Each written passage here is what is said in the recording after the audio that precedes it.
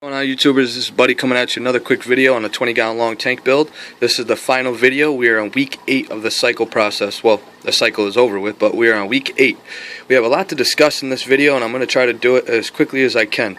Guys, keep in mind, I'm just sharing my experience with you. I'm giving you a little bit of knowledge, and there's no way that I can fully explain everything in detail. So it is required that you do your own research and fully understand everything. Like I said, I'm just giving you guidelines here. There's no way that I could fully explain every single detail in these videos. I just don't have the time, and there's too much information and too much knowledge for me to spit it all in these videos.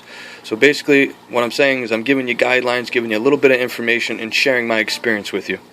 Now, let's get down to the refugium area here, down to the filtration, and I'll go over my filtration with you. Now, here's my filter sock. I run a filter sock on all my aquariums. I think they're essential. I wouldn't run an aquarium without one. Do you need a filter sock? No, but I believe that they are very beneficial, and I love using them because they remove all those fine particulate matter from the water column that I find very unsightly, and they do trap uneaten food and fish waste in the filter sock. And if you're good about changing them on a regular basis, I change them out every 3 days, and that's very important that you change them out every 3 or 4 days. I really wouldn't go any longer than that, because you'll be removing all that uneaten fish food and fish waste that gets trapped in the sock, and if you don't, they're going to break down and create waste in the aquarium. Now, if you weren't running a filter sock, this particular stuff, the food and fish waste, would break down somewhere else in the aquarium, so it's not fair to call them a nitrate factory, because that's just not the case. If the filter sock wasn't there, this fish waste would get trapped somewhere else, or fish food would get trapped somewhere else and get broken down somewhere else in the aquarium. Your protein skimmer is not going to remove full pellets of food. So that's not going to happen. The food and fish waste has to break down first before the protein skimmer can remove it. Alright, so in this build here, I'm running a small inefficient nano skimmer. Excuse me. I touched on this in video 5, I believe it was. It was either 4 or 5. I'll put it in the subtitles in the comments below.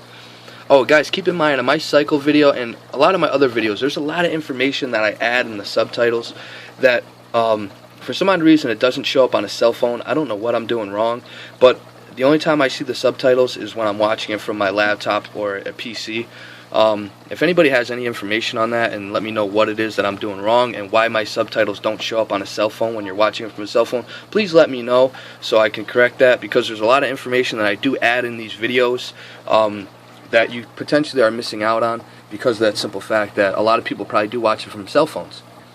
Alright, so I opt for a small inefficient nano skimmer, basically because I'm running a Miracle Mud filtration. Now, I run Miracle Mud in all my aquariums, but on this particular aquarium I try to do things slightly different. Now, Ling's the maker of Miracle Mud. He actually recommends that you don't run a protein skimmer, and if you do run one, only run it for 4 to 6 hours a day. So I decided to run a small inefficient nano skimmer to see if I would get more benefits out of it, out of the Miracle Mud filtration. I'm still a big believer in running protein skimmers. I wouldn't set up an aquarium without a protein skimmer. So my solution was to run a small inefficient nano skimmer, which still will give me some skim mate. As you can see, it does still do something. So it still will give me some benefits. It's not going to be the same as running a protein skimmer that would be rated for a 40-gallon aquarium or something like that. It's just a small air-driven protein skimmer, but it does still give me some filtration and still remove some broken down organics from the water, like broken down fish food, fish poo, and fish pee and things like that. So we're into the filtration here.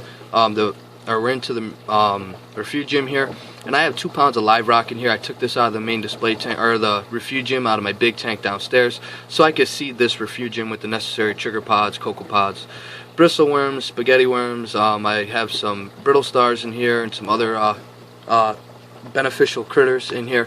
I'm running macroalgae in this aquarium, in this refugium, and that's pretty much it. There's not really too much to it. The macroalgae, as it grows, it does consume nitrates and phosphates, but keep your expectations in check, guys. You have to understand that our refugiums are very small, and they are not as beneficial as a lot of people like to think they are. Because you have a refugium, that is not an excuse to slack off, because it will not be beneficial to you. To have a refugium that would be beneficial and be a real way to remove nitrates and phosphates at a significant amount would be a refugium that is half the size of your main display tank or bigger, basically a large remote-based refugium in that case it would provide a lot of benefits and remove a lot of nitrates and phosphates. Our refugiums in most cases are very small, so we have to keep our expectations in check and understand that it will do a little bit, but keep our expectations in check. And then as it comes through here, it goes to our return pump back up to the main display tank. And you'll see my simple sump design works out really well for me. I've been using the simple sump design now for 8 years. I've been in the hobby for almost 13 years. I started in this hobby when I was 18 years old. I'm 30 years old now, getting ready to turn 31 this year. So I've been in the hobby for almost 13 years. And I've been using this simple sump design for 8. The water comes over this baffle and the water travels down. The bubbles pop off at the top. As you see, it comes across. There's not a single bubble. Comes down this single bubble trap here, back up into the main display tank. And then I am running this small heat lamp light fixture. I just got a energy saver bulb in there. It's soft white, and that runs 24 hours a day. Normally I do a reverse light cycle, but Ling's the maker of Miracle Mud. He's a very intelligent man. He was way above his time when he made Miracle Mud. He actually recommends that when you're using this type of filtration, that you run the light 24 hours a day. So like I said, I'm just switching things up a little bit, trying things his way a little bit.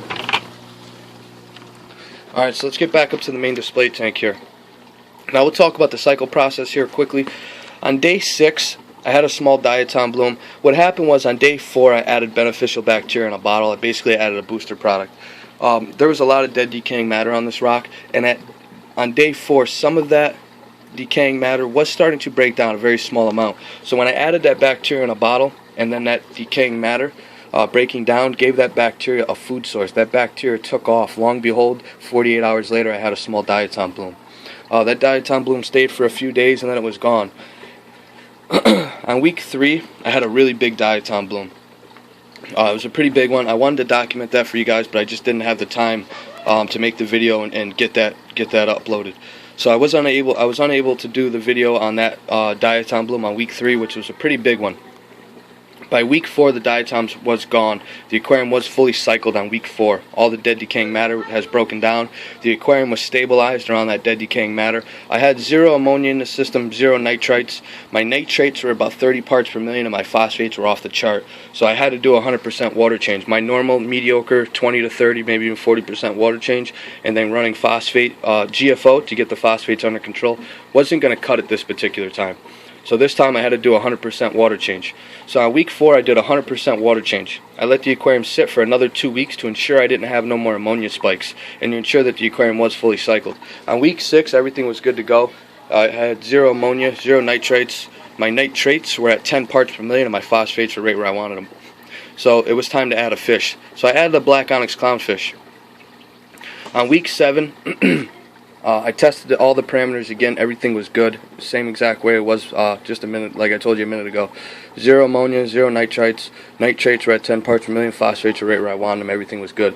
My calcium, alkalinity, magnesium, all my trace elements, everything that I could test for was right in line. Everything was perfect. So I started to add some corals on week 7. As you can see, I have about 15 frags in here. By no means, when I say you can add corals faster, do I mean add this many corals to a brand new system this quickly. And the reason why I say that is because a brand new system is relatively unstable, and for a newer hobbyist, if you tend to pack too many fish in there too quickly, you could potentially have an ammonia spike, and that will kill off your corals. Depending on the fish that you added to the system, it may not affect the fish, and it will depend on how severe of an ammonia spike you have, but generally it could kill off. More than likely it's going to kill off your coral, especially if you have a good ammonia spike. So for a newer hobbyist, I would recommend, hey, if you want a pair of clownfish in here, go to the fish store, buy a pair of clownfish, add them together, give the aquarium 2 or 3 weeks to stabilize around those fish, and then start adding your easier to maintain corals, like your softies, your zoas, your soft corals, like your pulsating zinnias, your green star polyps, some leather corals, maybe some easier to maintain LPS corals. I'm not saying do it all at one time, but over the next couple weeks you can start adding them, whatever. You can add corals much faster, add your fish slower, and the reason why is because corals do not produce waste like fish do. They do not produce the waste. Actually, most corals actually filter out the water, which I don't know if a lot of people understand or realize that or know that, but most corals actually filter out the water. They're actually filtering the water. So you can add corals much faster, add your fish much slower, but by no means when I mean you can add corals faster do I mean add this many corals this fast. I've been in the hobby for almost 13 years now, guys, so I have a lot of experience and I can push boundaries a little bit. I have the experience to make myself successful. You have to understand that. Take your time, take things slower.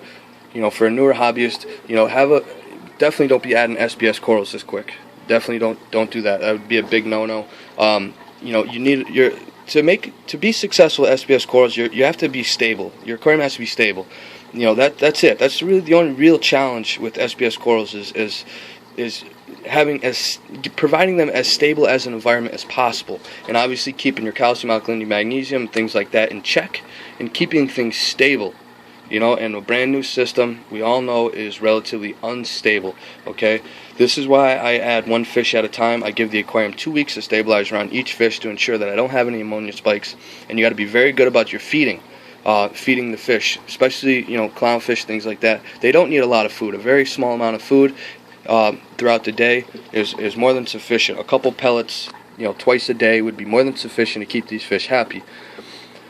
So, like I said, by no means do I mean when you can add corals faster, add this many this quick, guys. I've been doing this a long time, so I can push boundaries a little bit. But you can add corals faster, add your fish much slower, but don't add corals this fast. Let me be clear on that.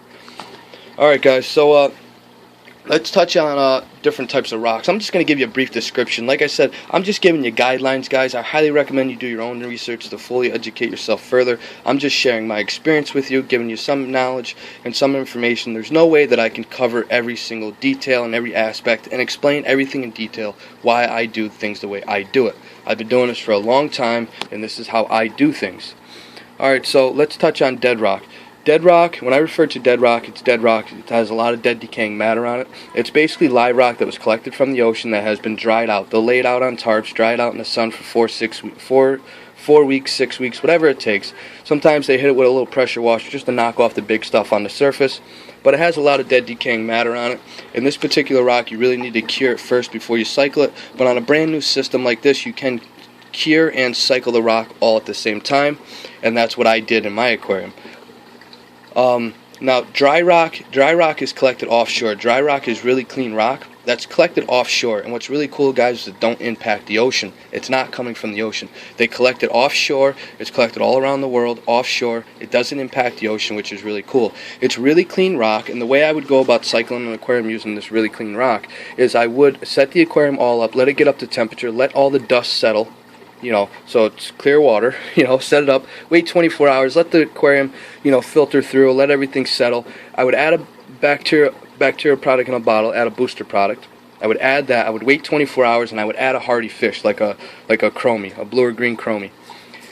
Depending on the size of the aquarium, you may be able to add 2 or 3, but this size aquarium, I would just add 1. It's a 20-gallon long.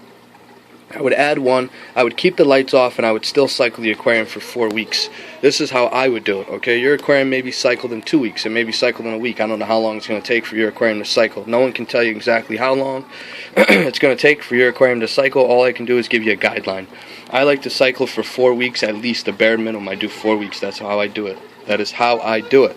If you want to run the lights during that time, that is up to you. I keep the lights off to help cut back on any nuisance algae issues that new aquariums can have during the cycle process.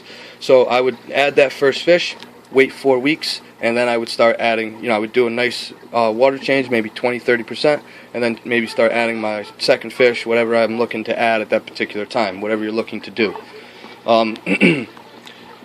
Where was I going with that? I always say don't cycle an aquarium using a fish. But let me explain. When you're adding bacterial products in a bottle, and then you're adding the fish, which is going to eat food and poop out waste, that is giving that bacteria a food source, and that bacteria is going to take off rapidly. So the cycle process is going to be very mild. Very mild. You're going to have a very mild ammonia spike, nitrite spike, because of the fact that we're adding a ton of denitrifying bacteria. We're giving that bacteria a food source. Long and behold, that bacteria is going to populate quite quickly, and your aquarium is going to cycle quite quickly. I still like to wait 6 weeks I still like to wait 4 weeks to give the aquarium time to really establish itself correctly, give the live rock time to build a good biofilm, let that bacteria populate really good. So that's what I like to do. I like to wait 4 weeks. You can do as you please. You can wait for that ammonia spike. Basically, your aquarium is cycled and you have zero ammonia and your nitrates are at about 10 to 15 parts per million. Your aquarium is officially fully cycled. In man-made rock, I would do it the same exact way. Man-made rock is pretty much kind of the same. It's very clean rock, and I would cycle it the same way. Live rock, I wouldn't do anything. I would just set the aquarium up. I would let it go for 3 to 4 weeks. That's how I would do it. With live rock, there's a lot of beneficial bacteria on there. You will get some die-off on that live rock, and all that's going to cycle your aquarium quite quickly. I like to wait about 3 to 4 weeks. Most times I do wait 4 weeks. That's what I do. Patience, to me, patience is key. I don't rush this process. I really like to let the aquarium go for at least 4 weeks. This aquarium went for 6 weeks. Alright guys, so that's pretty much it. I mean, there's really not a whole lot to it. You know, there's really not that much to it. If you want to know more about the different types of rocks, I highly recommend you educate yourself further. I'm just giving you some brief descriptions on the more common rocks out there. If you want to, like I said, if you want to know more, I highly recommend you educate yourself further. But as you can see, my aquarium's doing really well. I'm really excited about it. In the next day or two, I'm going to be going to get my other black onyx clownfish. Now, normally you could add a pair of clownfish together to cut back on aggression issues. Let the aquarium cycle stabilize around those fish, 2 or 3 weeks, and then you can start adding some easier to maintain corals. Give yourselves a chance to get used to what it takes to keep corals alive, what it takes to keep aquarium successful. Test the aquarium. I would do it at least once a week or every 2 weeks. Get yourself until you fully understand everything. Testing in the beginning I think is very important, so you can really keep an eye on the aquarium and monitor it quite closely. Like I said, they are relatively unstable. I've been doing this a long time, so I know what I'm doing. So I can get away with adding this many corals this quick, guys. Alright, so like I said, I'm just sharing my experience with you, trying to give you a little bit of knowledge. If you have any questions, comments, anything like that, definitely post them. Alright guys, this is Buddy signing out. Happy reefing.